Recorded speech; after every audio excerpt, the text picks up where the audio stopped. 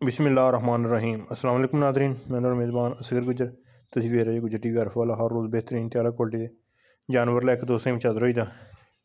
अज cross वैड की video दोस्तें हिम्मत लैके हाज़र होए हैं।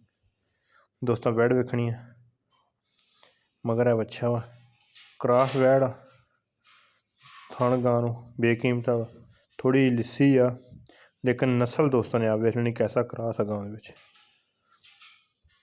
मझां वर्गा ही थण ते मझां वर्गा ही इंशाअल्लाह चवाप समाव आ। ताज़ा सूई है, लिबास सोहना वा, बन शन है नहीं ऐ बच्चा एहदा किड्डा पावर वाला सोहना थण।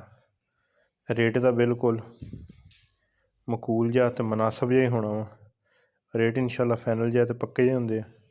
रेट कर लिए 260-65 ते मुनासब जिहड़ा फाइनल रेट आ फाइनल 2,45,000 रुपया फाइनल रेट आ। अगर किसी भरा दे दिल लगे समझ अंदर आए रबता कर लेना। रबता नंबर 0300 567 2355 ही व्हाट्सअप ते आई कॉल नंबर। लोकेशन तहसील अर्फ वाला, ज़िला पाकपतन शरीफ। बिल्कुल कच्चे नाड़ू एक चवाई हुई है, दूसरी होनी है। दुध इंशाअल्लाह जी ने वैड की खिदमत का सेवा दोस्तों किसने की तो 15-16 किलो गावां। दिन बड़े चंगे गावां दुध देने दे तो 15-16 किलो दुध पहले भी कर दी इंशाअल्लाह, हुण भी करेगी। पतली है लेकिन कद वैड नूं ठीक है।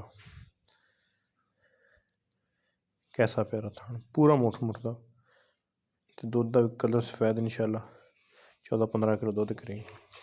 2,45,000 रुपया फाइनल रेट है गां दा। दूसरा ही सूआ सूई है, इस गल की गारंटी, मगर बच्चा वा पसमा लत्तां वाधा घाटा हर तरह की तसली गारंटी। 2,45,000 final rate. अगर किसी भरा समझ आए रबता करना। रबता नंबर 0300 567 2355। उम्मीद करने का वीडियो आएगी दोस्तों ने पसंद।